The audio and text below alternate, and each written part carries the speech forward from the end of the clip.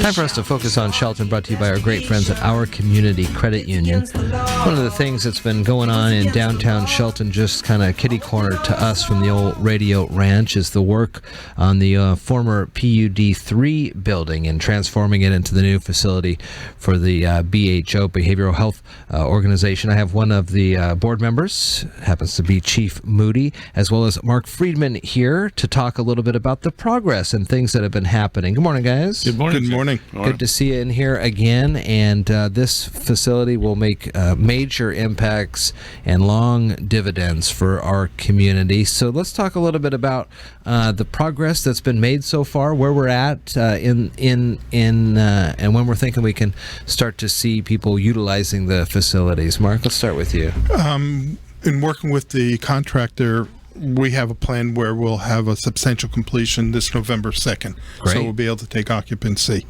And then a service provider, licensed provider, will be moving in at that point and begin the process of, they're already staffing up and just finalizing things so they can take clients into the building. So we expect before the year's end, we will have clients residing there. I think I heard from Mark Ziegler that you guys are even reserving time at the Civic Center or care provider for training. Oh, great. So they're ready to roll. Doors open, boom. On November 2nd. That's great. And I know that there was, over the course of the plans for this, there was, I believe, some additional monies found to increase the bed spaces. So even with those changes, things seem to be moving along great. And what are you hearing?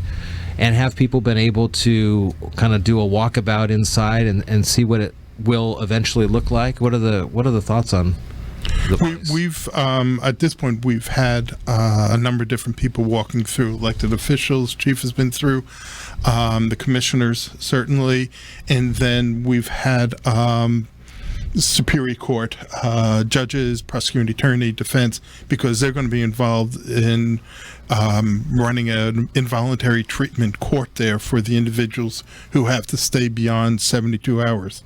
So we've had a number of people walking through. Let's give folks who may just be hearing about this or have not seen the progress made a kind of a snapshot of what this facility is going to do for Shelton from intake through.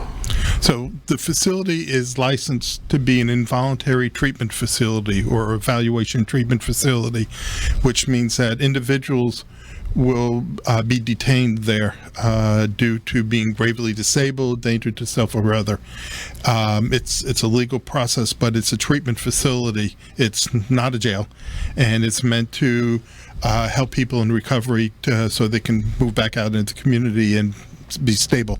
The first floor will have there are two floors. There will be licensed separately. The separate unit, each one is 16 beds.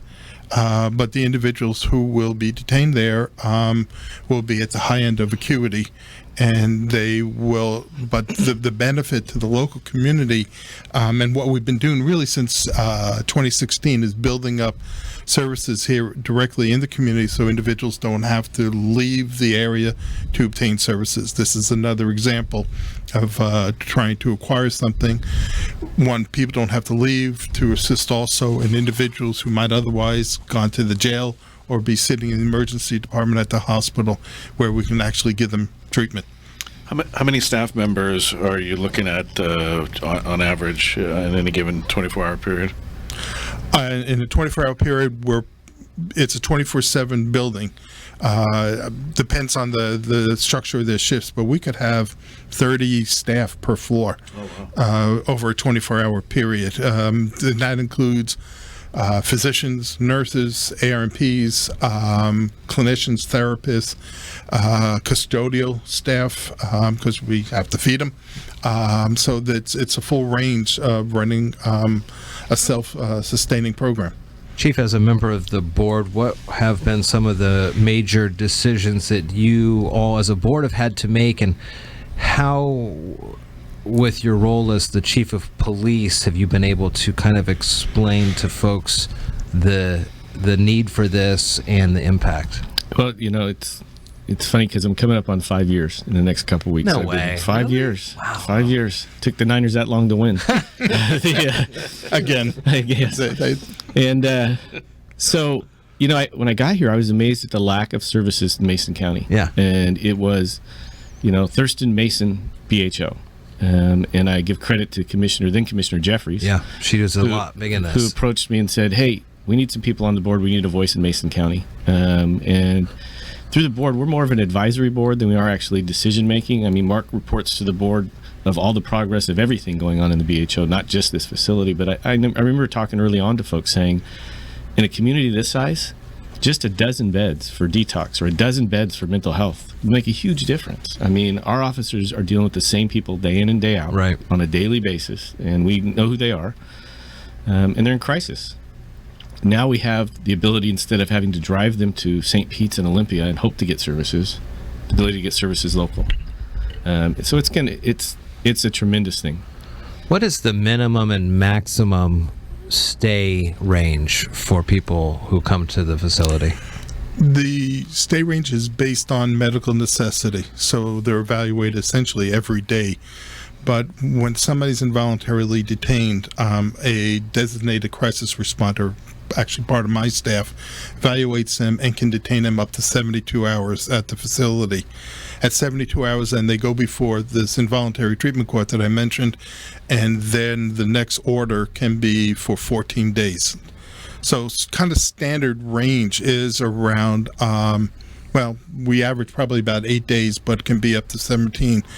The second floor that we're also constructing is intended for long-term. So one of the changes happening in the whole system is that Western State Hospital is wanting to move all civil commitments out of the hospital and have them served in the community, and Western State just become a forensic unit, which means we need to provide long-term care in the community. This kind of facility would allow us to detain somebody 90, 180 days to for those people who need that much more time to stabilize. But the first floor, 17 days is typical max, probably averaging 8 days, again, on average. And I don't know that there is really a minimum, because if somebody's in crisis and we can get them immediate help and they get immediate help and within a short time are balanced, then that you've met your minimum. I don't know that there's a set to it. And when this kicked off, 2 years ago when we started discussing this, I think there was some miscommunication of people understanding what it was. And it's not a walk-in facility. This is not a facility where folks just walk in, walk out. This is involuntary, which means that they're committed through law enforcement in conjunction with the BHO. And when they are released, they're not just kicked out the door and have a nice day. Because there is a possibility we're going to get people from Thurston County or others. So they work on a relocation. They work on getting them into housing and all those different things while they're there, rather than just, you feeling good now? Yeah. Walk out. Where would those people who are brought in now, talk about if something like this happens tonight, what's the process and where do the people go? We're head and shoulders above where we were just a couple of years ago. We have telecare that came into the community and really helped us out with their mobile response groups. But we're still huge gaps. If we take them to Mason General's a hospital. Yeah. It's not equipped for that type of purpose. It's not unusual for us to take somebody to Mason General to get them medically cleared and they walk out the door and they're gone. And we do have St. Pete's over in Olympia that we can get them to if we need to, but then how do two officers working patrol in the middle of the night take an hour out of work to go over to St. Pete's and try and get them in there? So there's huge gaps, and this will fill a good portion of that. What are the... Just to clarify, if somebody needs to be involuntarily detained right now, we have 2 facilities running that the BHO manages, but telecare, the service provider, is operating. There are some new facilities being built also, but these are evaluation treatment facilities. If we have an overflow, which is not a good thing for us, where we cannot find a bed, because we'll look statewide anywhere to put somebody into a bed just to maintain safety for everybody and themselves. But ultimately, they could end up sitting in an emergency department like at St. Pete's on a single day order where they keep evaluating until we can, in fact, find placement. That's a problem for the hospital and for us, but that's kind of the bottom line.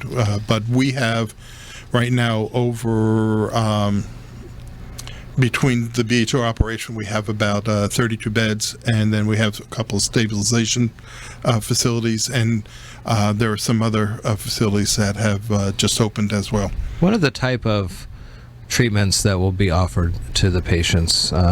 Counseling, I'm sure, some sort of pharmaceutical detox, perhaps pharmaceutical help as well. Would you like me to step in on this? Please, jump in. So everybody is evaluated, both physically and behaviorally, and we do have individuals coming in due to substance use as well as mental health. They're evaluated. They're evaluated by a nurse. They're evaluated by a psychiatrist or an ARNP who has prescriptive authority. So, yes, we are looking at their medications. Probably 50% of people coming in are already attached to a mental health agency. So we already have history of their medications as well as connected with whoever's providing treatment at the moment, because we want them to stay involved. But we do treatment, milieu treatment groups. A lot of groups are running on these units, as well as individual therapy. Families are connected. But as the chief said, discharging is one of the most important parts of this, because we want to make sure somebody transition safely back into the community where they are hooked up with treatment of whatever sort. Could be substance use, could be actually residential care for substance use as well as individual. That's an important criteria for us to look at where they're going to be residing. We don't want them just going out on the street or to a shelter. So Sure. Housing is a huge part of this also.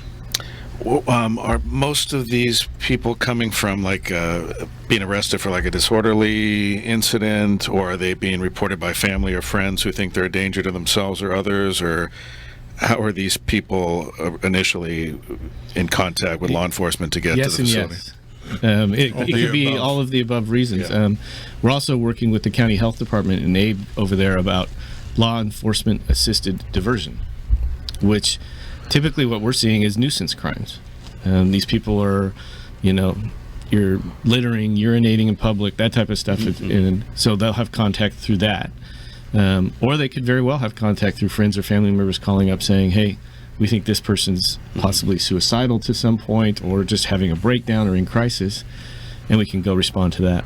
Is there going to be an opportunity? We're running short on time, so let me just ask you one more thing here. Is there going to be an opportunity, I can imagine, on November 2nd when the doors open, that will then be full steam ahead and full work ahead? But is there going to be a chance for the public to come and see this beforehand, or at least get another informational session, perhaps? Well, we're happy to do informational sessions.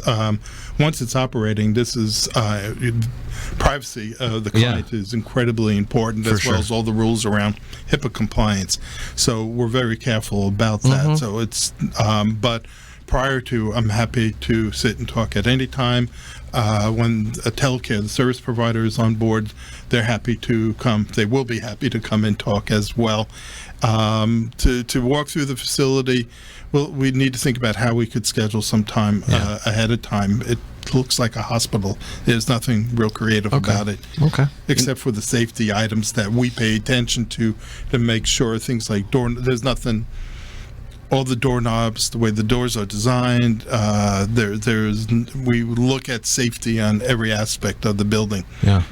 Well, we have an expert ribbon cutter over in the chamber. Maybe we ought to get a hold of him and do a ribbon That could cutting be ahead of it. time. That's exactly But right. to clarify on November 2nd, that doesn't necessarily mean full board ahead November 2nd. We're just discussing, there are so many inspections that'll go on with this, not just your typical city building inspections, the fire department, but health, statewide. I mean, so hopefully, keep our fingers crossed, we're in November, but I don't know that there's a drop-dead date that's ready to roll.